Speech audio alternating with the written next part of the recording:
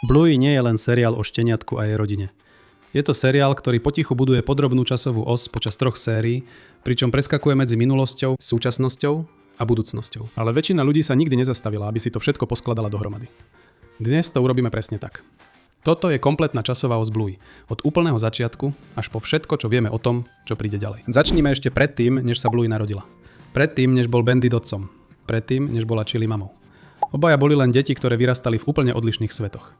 A seriál nám dal dosť pohľadov do týchto raných rokov na to, aby sme si mohli vytvoriť celkom jasný obraz. Banditovo detstvo sa odohráva v epizóde Rozprávka, kde rozpráva o tom, ako vyrastal v 80. rokoch, a verzia Bandita, ktorú vtedy vidíme, je veľmi odlišná od trpezlivého, hravého otca, ktorého dnes poznáme. Bol neporiadny, trochu zlomyselný a rád si doberal svojho mladšieho brata Stripa. Jazdil na bicykli, trávil leta na pláži a ešte sa nenaučil najdôležitejšiu lekciu svojho života.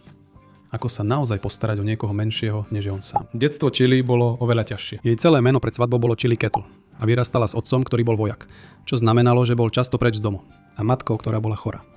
V epizóde Drak sa dozvedáme, že pani Katlová zomrela, keď bola Chili ešte mladá. Napriek tomu všetkému sa Chiliho otec postaral o to, aby vyrastala silná. V druhej sérii v epizóde Detko vidíme, že vyrastala pri močiaroch. Naučila sa plávať vo voľnej vode a učil ju, ako prežiť v divočine. Jej otec ju formoval na osobu, ktorou sa stala. Odolnú, schopnú a hlboko milujúcu. Teraz sa poďme porozprávať o tom, ako sa Bandit a Chili vlastne stretli. A tuto začína byť zaujímavé, pretože odpoveď úplne závisí od toho, koho sa opýtate. Banditová verzia siaha až do epizódy Rozprávka, ktorá sa odohráva koncom 80. rokov v rekreačnom karavanovom parku. Bandit je dieťa. Jeho brat Redley ho zaklaje, čo znamená, že nemôže hovoriť, kým niekto nepovie jeho meno. A kým je uväznený v tichu, stretne mladé dievča v kostýme Šíra. Uhadne jeho meno a zlomí kliatbu. Bandit Sheila. A to je moment, na ktorý Bandit nikdy nezabudol. Je úplne presvedčený, že to dievča bola Chili. Bandit si túto spomienku nosí so sebou celé 10 ročia. Ale ak sa opýtate Chili, povie vám úplne iný príbeh. Podľa nej sa stretli ako dospelí na večierku v Londýne a jej prvá spomienka na Bandita nie je práve romantická. Špáral sa v nose. To je obraz, ktorý jej zostal z ich prvého stretnutia. Napriek tomu si padli do oka. Začali spolu chodiť a zvyšok je už história. Chili si nepamätá karavanový park, ani kostým Šíra, ani nič z toho. To znamená, že Bandit roky myslel na dievča, ktoré úplne zabudlo na jeho existenciu. Ale príbeh sa v Londýne nekončí. Keď sa dali dokopy, Bandit a Chili ešte neboli pripravení usadiť sa. Spolu cestovali s batohmi po Európe a Indii. V skutočnosti môžete vidieť zaramovanú fotografiu z ich cestovania s batohmi, ktorá visí na stene v dome Hillerovcov v epizóde Backpackers. Je to malý detail, ktorý väčšina ľudí prehliadne. A potom prichádza detail, ktorý väčšina ľudí úplne prehliadne. V seriáli sa tiež ukazuje, Bandit a Chili takmer mali dieťa ešte predtým, než sa narodila Bluey. Chili bola tehotná a prišla o dieťa. V hre, ktorú Bluey a Bingo predvádzajú, keď má Bingo na bruchu modrý balónik, predstavuje to dieťa, ktoré sa nikdy nenarodilo. Joe Bram to sám potvrdil. Je to jeden z najnenápadnejších, no najsrdcervúcejších detailov v celom seriáli. Umiestnený do niečoho, čo vyzerá ako vtipná detská hra. A väčšina ľudí to sleduje a ani si neuvedomí, čo to v skutočnosti znamená. Bluey sa narodí niekedy potom a aj vtedy sa séria ešte nezačala. Prvé roky Blueyho života existujú len v spomienkach a retrospektívnych momentoch roztrúsených po celom seriáli. V epizóde Spálňa vidíme, ako Chili pripravuje priestor, kde Bluey a Bingo prvýkrát spali.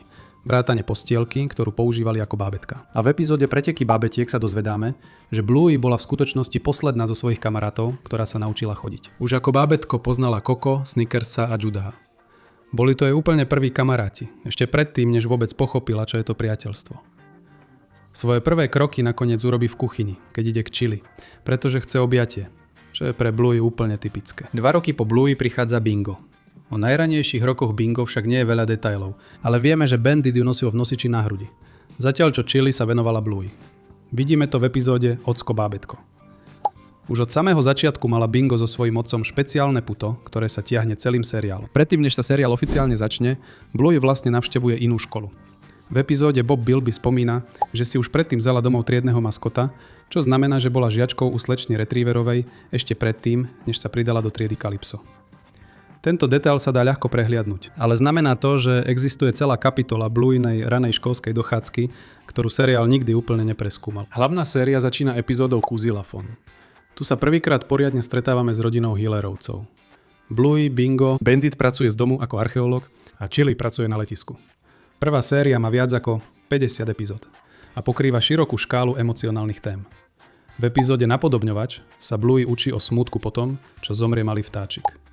V epizóde Potok sa učí čeliť strachu, aby mohla dospieť. A v epizóde Netopier sníva o tom, po čom túži. A v tom sne sa objaví Mackenzie.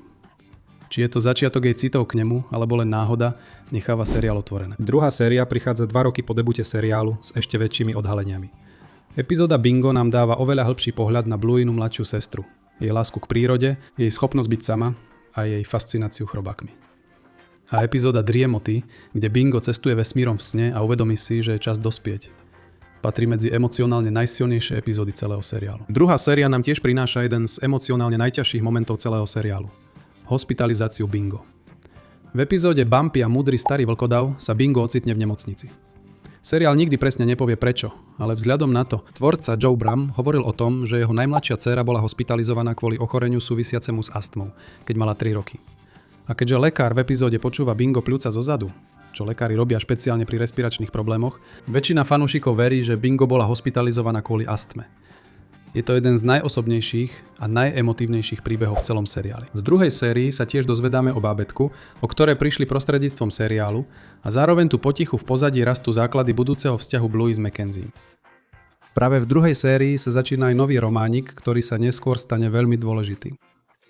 Frisky a strýko Redley sa do seba začínajú zamilovávať. Deje sa to postupne a prirodzene a pripravuje to pôdu pre jednu z najväčších udalostí v celom seriáli. Tou udalosťou je epizóda s názvom Znak.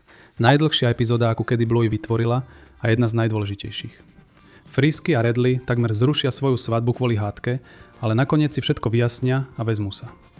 Ale svadba nie je jediná vec, ktorá sa v tejto epizóde deje. Chilina staršia sestra Brandy sa objaví tehotná, čím si splní svoj najväčší sen. Bandit takmer predá rodinný dom, aby prijal lepšiu prácu archeológa v inom meste. Ale na poslednú chvíľu si to rozmyslí, pretože si uvedomí, čo by tým stratil. A detko Bob, banditov otec, ktorý bol dlho nezvestný, sa znovu objaví.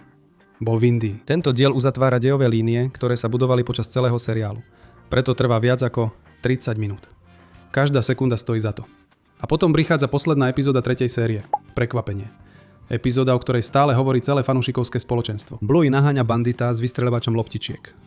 A potom na samom konci sa posunieme v čase dopredu. Dospelá Bluey príde domov navštíviť bandita a Chili a za dverami sa skrýva, držiac vystreľovač loptičiek presne tak, ako to robievala Bluey. Je malé šteniatko, dcéra Bluey. Fanúšikovia jej dali meno Indigo a zo všetkého, čo vidíme na jej vzhľade, najmä podľa toho ovisnutého uška, je takmer isté, že jej otcom je Mackenzie. Ale seriál to zatiaľ nepotvrdil. Čo príde ďalej, sa ešte len píše. Ludo Studio oznámilo film o Bluey, ktorý by mal výjsť v roku 2027. A na základe pohľadu do budúcnosti, na konci epizódy Prekvapenie, sa zdá, že príbeh o dospievaní Bluey sa ešte zďaleka nekončí. Niektorí fanúšikovia veria, že film by mohol prepojiť Bluey, ktorú poznáme teraz, s dospelou Bluey, ktorú sme na chvíľu videli. Iní si myslia, že Indigo by sa mohla nakoniec stať novou hlavnou postavou, pričom Bluey by prevzala úlohu, ktorú pre ňu zohrával Bandit. Či sa niečo z toho naozaj stane, vie len Joe Bram. Ale časová os tam je. Tiahne sa od chlapca na pláži v 80. rokoch až po malé šteniatko schovávajúce sa za dverami s vystreľovačom loptičiek. A nejako to všetko spolu súvisí.